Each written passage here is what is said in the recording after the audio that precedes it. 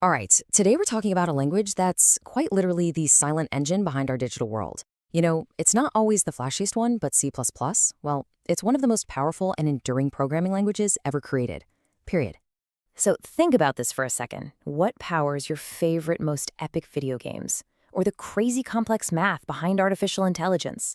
Heck, even the missions to Mars. What do they all have in common? Yep, you totally guessed it. It's C++. This language is the high-performance backbone for some of the most demanding stuff we do, both on and off this planet. And hey, if that didn't grab you, maybe this number will. $170,000. According to Indeed.com, that's the average salary for a C++ programmer in the US.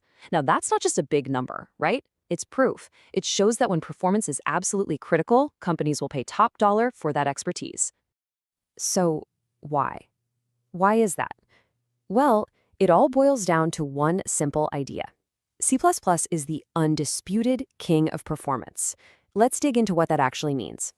Okay, so what you're seeing here is a classic trade-off. You've got newer languages like Java or C#, and they're fantastic. They're often way easier to learn, and they work in what's called a managed environment. But C++, it gives developers something totally different. We're talking raw, unfiltered speed and direct control over the computer's hardware. It can do this because it compiles right down to machine code, letting you get your hands dirty with low-level memory stuff. That's why it's the absolute go-to when every single millisecond counts. Okay, so with all that power and all that performance, where do we actually see C++ in the wild? Let's take a look at the places where it's not just a good choice, but pretty much the only choice.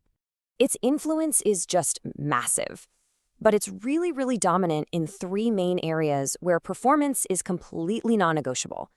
First up, game engines. Think about the Unreal Engine. It needs C++ to pump out those insane graphics in real time. Second, AI acceleration. Frameworks like TensorFlow lean on C++ for all the super heavy-duty number crunching. And third, embedded systems. The little computers inside everything from your car to NASA's rovers. They rely on C++ for its insane efficiency and rock-solid reliability.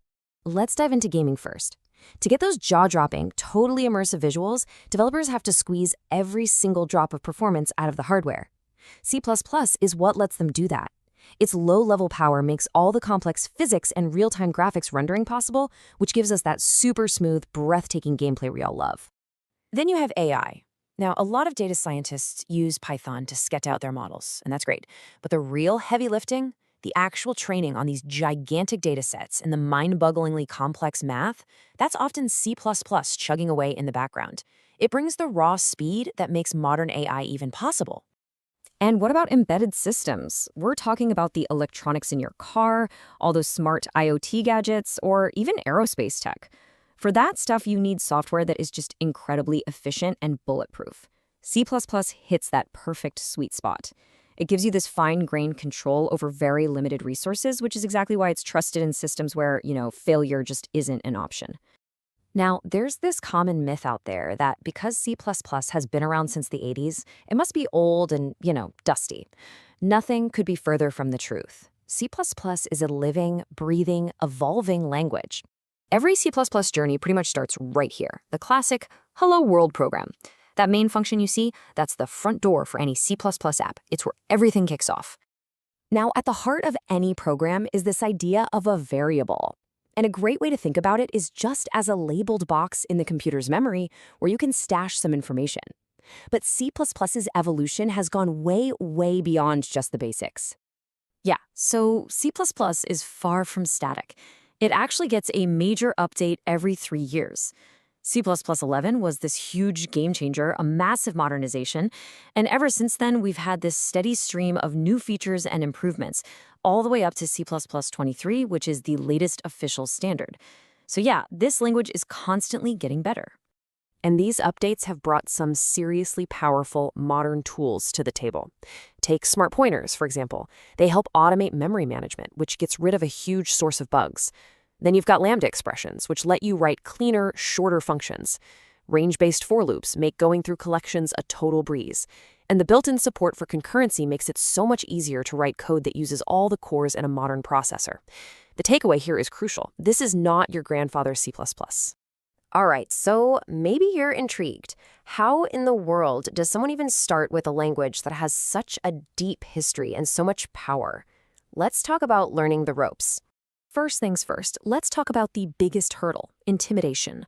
A lot of people look at C++ and think it's just this huge, scary mountain. But this quote from Programming with Mosh really hits the nail on the head. You don't need to know every single thing about C++ to write really useful programs. You can be super productive just by mastering the core stuff first. The learning path can actually be broken down into some pretty clear steps. First, just focus on the syntax, the grammar and rules of the language. Next, get comfortable with the C++ standard library, the STL. It's like a treasure chest of pre-written code for all the common stuff you need to do. And finally, and this is the most important part, take what you've learned and actually build something. And you know what the best part is? You don't need to shell out a ton of money for expensive courses to get started. The consensus from experienced devs is that for the basics, the free tutorials you find online are fantastic. They all teach the same core concepts, so just find one you vibe with and jump in. So look, C++ isn't just a language with a legacy, it's a language with a future. As we barrel into an era of autonomous cars, quantum computing, and applications that are even more demanding than what we have now, well, the need for efficient, rock-solid, high-performance software is only going to explode. The real question is, are you ready to be one of the people who builds it?